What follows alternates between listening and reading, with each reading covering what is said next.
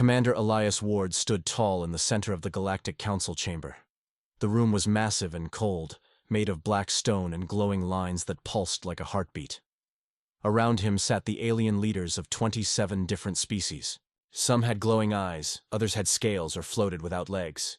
But all of them stared at Elias with unreadable expressions. He was Earth's highest envoy, sent to speak on peace. His mission was simple: to stop the rising tensions between Earth and the Galactic Council. Earth had grown powerful in recent decades, and the Council didn't like that. Elias knew that, but he still believed in peace. He opened a small hologram projector and began to speak in calm, slow words. Earth does not wish for war. We offer technology, trade, and unity. We ask only to be treated as equals. His voice echoed in the quiet hall. For a long moment, no one spoke. Then a tall creature named Chancellor Vorath stood. His eyes were deep red, and his voice sounded like metal grinding on stone. The human dares to speak of unity. After your species' crimes? Vorath said, looking around the room.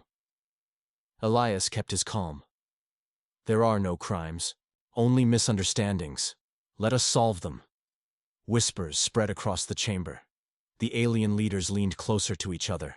Their mouths didn't move, but Elias saw their skin lights flash, a silent language only they understood. Then, Vorath gave a small nod, a signal. Before Elias could react, a silver beam shot from the ceiling and struck him through the chest. He didn't scream. His body stiffened, then fell backward to the floor. Smoke rose from the wound. His eyes stayed open as he stopped breathing. Gasps echoed around the chamber. Some council members stood in shock. Others remained silent.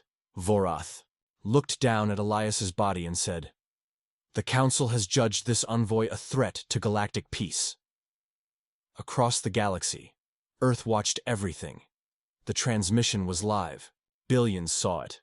On their phones, in offices, on giant city screens. Children screamed. Mothers wept. Soldiers clenched their fists. In a dark room deep under Washington, D.C., Earth's president watched the footage with narrowed eyes. Around him stood generals, admirals, and scientists. No one spoke. Then the president turned to his defense chief. "Begin Omega Protocol." The chief blinked. "Sir, that hasn't been activated in 50 years. Do it." The room went into motion. Alarms lit up. Commands were sent. Satellites in orbit began to move.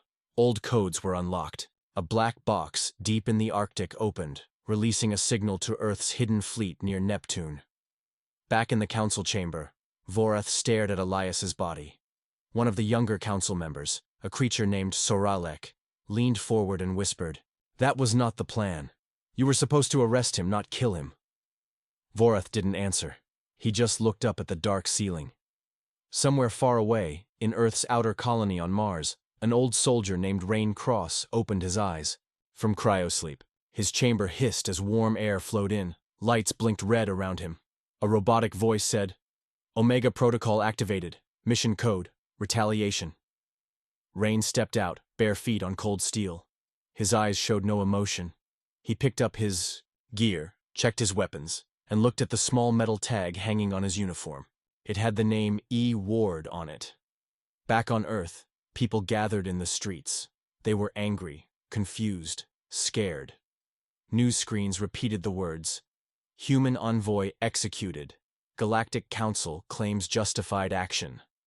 But no one on Earth believed it. In the shadows, resistance groups activated. Hidden AI systems began calculating response patterns. Earth's best scientists worked in secret bunkers, preparing weapons never before used. Ships hidden under the oceans rose to the surface and vanished into space. Earth was not just angry. It was preparing to fight. Somewhere in deep space, a secret fleet cloaked in black drifted silently near Council territory. They had been waiting for years, ready for this moment. Orders came in. Strike when the time is right. No mercy. As the stars shifted slowly, Earth's people watched and waited. Something had broken. Something that could not be fixed. And the war had already begun. Major Raine sat in the dark, staring at the cold walls of the transport ship. The engines hummed low, and the ship moved quietly through the void, heading straight for the edge of Galactic Council space. Around him, his team prepared their weapons in silence. No one smiled. No one joked. They all knew what this mission was. Raine wasn't just any soldier. He had been part of Earth's secret Black Ops unit, trained for missions that never made it into history books. He had fought on moons no one knew existed, and survived weapons that had no name. But after 20 years of service, he had been frozen, put into deep sleep. His war had ended, until now. Now, Earth needed him again. He looked at the holopad in his hand. It showed the final moments of Commander Elias Ward. Raine watched the beam hit him, watched him fall. He didn't blink. Elias had been his best friend, his commanding officer, and the man who once saved his life. Inside the pad was also a private message, one Elias had left just in case he didn't return. It was locked behind a voice code. Raine pressed play. Elias's voice came through, low and urgent. Raine, if you're hearing this, they've killed me. Listen to me. The Council is planning something bigger than we imagined. There are traitors, not just among them, but maybe among us. Trust no one. Find the archive. It's the only way to stop this. The message ended with static. Raine stared at the screen, then stood and walked to the ship's command console. He sent a silent message to Earth HQ. Message received. Elias is dead. Mission continues. Far across the stars, the Galactic Council met again in secret. The chamber was dim. Tension filled the air. Some council members whispered that they had gone too far. Others demanded that Earth be punished before it could respond. Vorath stood at the center, unmoved. They will strike back, said Soralik, his voice shaking. We saw what they're capable of during the Orion conflict. Vorath's eyes glowed. Let them come. We have the weapon now. The shadow device is ready. The council gasped. That weapon had only been a rumor, a black matter core capable of destroying entire solar systems. If it was real, Earth stood no chance. But even so, fear crept into their voices. The humans had surprised them before. Back, on the transport ship, Raine's team reached a secret base hidden in an asteroid belt. Inside the base was something known only by a code, Vault 9. It held old war data, council transmissions, and the last known location of the mysterious archive Elias had mentioned. As they entered the vault, a defense system activated. Lasers fired. Traps launched. 2 soldiers were lost before Raine could shut it down. Inside, among dusty servers and broken machines, Raine found what he needed. A hidden drive marked Sigma Truth. He plugged it in. The data poured out. Raine saw things that chilled him. Years of secret meetings, council plans, and experiments. Earth was never meant to be part of the council. It had only been allowed to join so it could be controlled, or removed when the time came. There were even plans for Earth's population, to be used as labor, as test subjects. His hands clenched the drive. Then, something moved in the shadows. One of his own men, Agent Pike, stepped forward with a gun raised. I'm sorry, Raine, he said. They got to me. They promised my family would be spared. Raine didn't speak. In one smooth motion, he pulled his sidearm and fired. Pike fell to the ground. The others stood in silence. One betrayal already. Raine looked at them. Elias was right. This goes deeper than we thought. They didn't rest. The team boarded their ship and turned toward the Council's border. Raine sent another message to Earth. Confirmed. The Council plans genocide. We've located the archive, preparing for next phase. But as they moved through deep space, alarms rang out. Something had locked onto their ship. A tractor beam pulled them out of stealth mode. Outside the window, a massive alien warship appeared. Its shape was wrong, twisted, dark, like it was alive.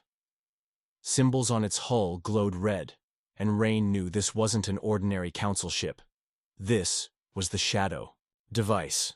Before they could react, a deep voice came over the comms. Human vessel. You carry stolen data. Prepare to be boarded. The team grabbed their weapons. Raine looked at them, calm as ever. Get ready, he said. no surrender. Inside the ship, the lights flickered. The war had just reached a darker level, and now there was no turning back. The alien warship loomed outside like a floating nightmare. Its hull twisted slowly, as if alive, reacting to every movement of Raine's ship. Inside, red lights flashed and metal groaned. The tractor beam dragged them closer to the enemy hangar. Raine stood in front of his team, calm but ready. His voice was low and sharp. "No one fires until I say. We protect the archive at all costs." The soldiers checked their weapons again. Even though fear crept behind their eyes, they trusted Raine. They had all heard stories about him. What he had done during the Mars uprising, the rescue at Europa, and the battle near the Black Hole Gate. He wasn't just a leader. He was a weapon! A heavy thud shook the ship. They were docked. A loud hiss filled the air as the enemy boarding tunnel connected. Then silence. The door burst open. Dark figures poured in. Council hunters, tall and armored, with glowing blue rifles and skin like stone. They didn't speak. They didn't hesitate. The corridor filled with blasts of light and screams. Raine's team fought hard. Lasers tore through metal walls. Smoke filled the air. 2 more of his people were hit. One, a young recruit named Dell, screamed as he fell. Raine dragged him back with one hand while firing with the other, never missing a shot. The battle lasted. Only minutes. In the end, the council troops lay dead. Raine's armor was cracked, blood on his face, but he was still standing. He helped Dell up and gave the others a nod. "We're leaving." But just as they turned toward the exit, a voice rang out behind them. "Impressive." Everyone froze. From the shadows of the council ship, a figure stepped forward. It wasn't like the others. It wore no armor. Its face was covered by a smooth black mask with no eyes, no mouth. Its body moved like smoke wrapped in skin. "I am the warden of the shadow device," it said. "Your mission ends here." Raine raised his weapon. "Then let's end it." But before he could shoot, the warden raised a hand. Time slowed. Raine felt his body freeze. His thoughts slowed, as if someone had reached into his brain and pressed pause. He saw his team stuck like statues, unable to move or breathe. Then the warden moved closer, inches from Raine's face. Its voice was now inside his head. "You don't know what you're protecting. The archive contains more than truth. It holds a map to something far older than the council. Something your kind should never awaken." With a sudden snap, time returned to normal. Raine gasped, falling to his knees. The warden vanished in a flash of black light. The ship alarms shut off. The tractor beam stopped. And just like that, the council vessel pulled back into space and disappeared. Silence filled the room. No one spoke for a moment. Dell coughed weakly. What just happened?" Raine stood slowly. His hands shook, but he hid it from the others. "They let us go. That wasn't a warning. That was a test." He turned to the console and pulled up the star chart. The archive had given them a location, deep in a dead zone of space, where no signals returned and no ships ever came back. It was known only as Zone Null. The team looked at the map. One soldier whispered, "That place is cursed. Everyone says it's haunted." Raine looked at them, steady and cold. "That's where we're going." Back on Earth, chaos was building. News had leaked. People now knew the council had executed Elias Ward. Mass protests shook the streets. Earth's leaders stood firm, promising revenge. The president addressed the planet. "We will not be slaves. We will not be silent. Earth will rise." And in the background, Earth's deep space fleet prepared. Hundreds of warships, hidden for decades, now moved into position. Soldiers were called from every corner of the colonies. Artificial intelligences, long banned, were reactivated. Earth wasn't just preparing for a counterattack. It was preparing for total war. Meanwhile, Raine's team entered Zone Null. Their ship's lights dimmed as they crossed the border. The stars outside looked wrong, twisted, pale, like reflections in broken glass. Time felt slower. The ship's computers glitched, flickered, and whispered in strange voices. In the distance, something massive floated, an ancient object, black and cracked, shaped like a giant eye. It wasn't a station. It wasn't a ship. It was the archive. As they got closer, Raine knew something terrible was waiting inside. But he also knew one thing for sure. Whatever truth the Council feared was in there, and nothing would stop him from finding it. The ship slowly approached the ancient object drifting in zone null. It looked like a cracked stone eye, sleeping in space for millions of years. No lights, no signals, no defense systems. Yet the closer Raine and his team got, the more they felt it watching them. The sensors couldn't scan it. The AI refused to speak. The navigation system spun uselessly, like it couldn't decide what direction was real. Raine stood at the front, staring through the glass. "This is it," he said. "The archive." No one spoke. The silence was heavy, pressing down on their chests. Even the ship creaked like it was afraid. They docked manually. The moment the doors opened, a wave of cold air hit them. Not physical, cold. Something worse. Like time itself was slower here. Like the place didn't belong in this universe anymore. Inside, the walls were made of smooth black stone, covered in glowing symbols that shifted when no one was looking. The floor was cracked, but no dust had gathered. It was as if nothing aged in this place. They moved carefully, weapons ready. Suddenly, the lights on their suits blinked off. Their radios died. One soldier panicked. I can't see." Then from the dark halls came a voice. "You are not the first to enter." The team turned fast, weapons up, but saw nothing. Just the walls. Just the darkness. Raine held up a hand. "Hold. Stay calm." A shape emerged from the shadows. Not a creature, not a machine. It was a projection. A human face. Female. Ancient. With eyes that glowed gold. It flickered like a ghost.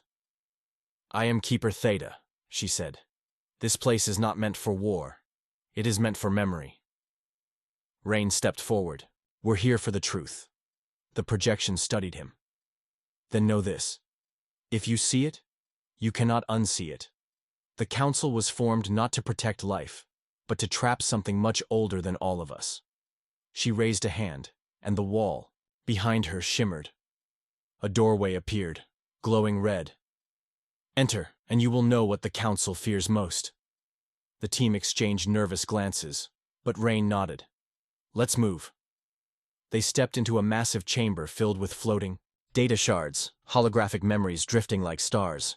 Each shard showed parts of history. Not just Council history, but ancient wars, forgotten empires, extinct civilizations. One shard hovered in front of Raine and began to play. It showed Earth, before humans ever walked it. Strange beings stood upon the soil, not from space, but from time itself. They had no faces, no names, just shadows with power. One of them turned toward the sky and said something in a language Raine couldn't understand. Then Earth vanished, replaced by stars, then explosions. The projection's voice returned. "These beings are the architects. The Council was created to guard their prison. But the prison is failing, and Earth is the key to unlocking it." Raine clenched his fists. All of it, Elias's death, the Council's betrayal, the attack on his team, was not just about politics or power. It was about preventing Earth from learning what it truly was. "We need to get this back to Earth," Raine said. But the Keeper stepped forward. "If you take this knowledge, they will come for you. Not the Council. The architects." Suddenly the walls trembled. Lights flashed. Outside, their ship sent a warning.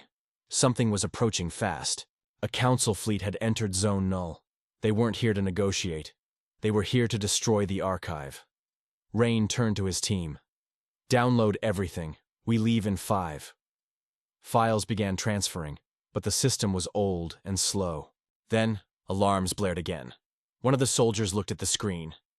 "They've launched missiles. We won't make it." Raine stared at the glowing symbols around him. There had to be a way out. He looked at the Keeper. "Is there a back door?" She looked sad. "There is a path, but it is not safe." "I don't care." The Keeper raised her hand and a black portal opened in the floor. "It will take you close to Earth, but you may not all survive the passage."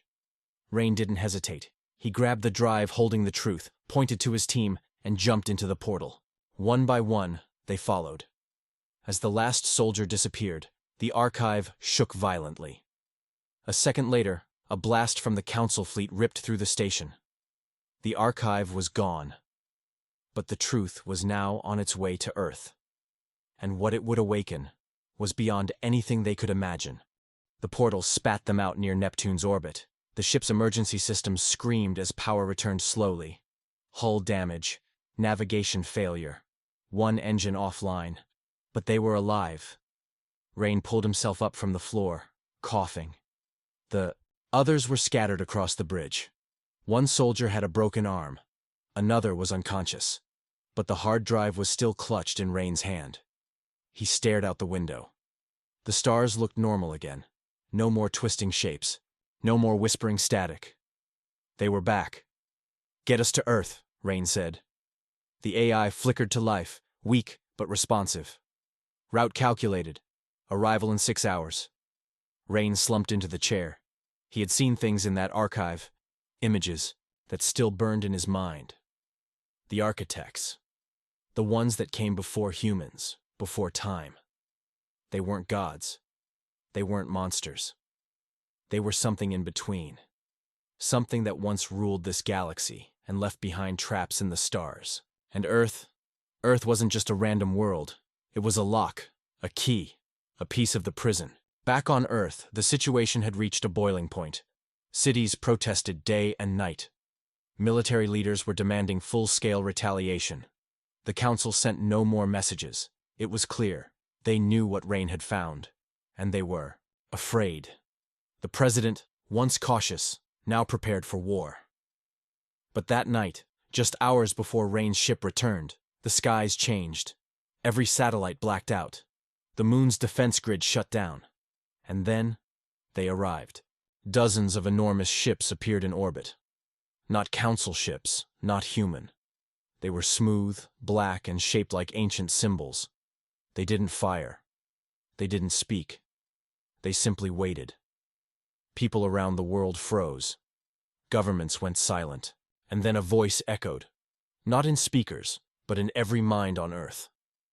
"The lock has been tampered with. The prison stirs.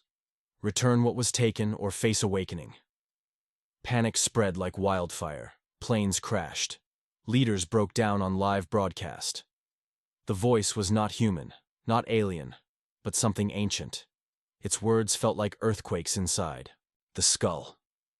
As Raine's ship entered Earth orbit, he saw the chaos below. Fires, riots, blackouts. He opened a channel to Earth's command. "This is Captain Raine. I have the archive. I know what they are, and I know what they want." The president appeared, face pale. "You brought it back?" Raine nodded. "We had no choice. The Council lied to everyone. We're not just fighting a political war. We're standing between this galaxy and something far worse." In the background, analysts screamed. The ancient ships began to pulse with energy. Raine looked at the drive. He could destroy it, erase the data, maybe delay the awakening. But it wouldn't stop what had already begun. He made his choice. "Put me through to everyone. Global transmission." A moment later, every screen across Earth lit up with Raine's face. "My name is Captain Raine. I led a mission to recover what the Galactic Council has hidden from us for centuries. The truth is this: humanity was not meant to be weak. We were meant to guard something powerful, something dangerous. And now they want to silence us forever." He paused. "But we won't be silent. We won't be afraid. If they want war, we'll give them war." On Earth, people stopped running. They listened. They watched. In orbit, the ancient ships pulsed once more, then turned and vanished. Just like that. Gone. But it wasn't peace. It was a warning. Days later, the Council declared Earth an unstable threat. Every colony was cut off. Trade collapsed. Alliances broke. The stars, once filled with ships, turned cold. Earth stood alone. But Raine and his team didn't rest. Deep below the surface, scientists and soldiers worked together to build something new. A defense against the darkness coming. Because they all knew one thing. The architects had not left. They were waiting, and now that Earth had unlocked the truth, they were waking up.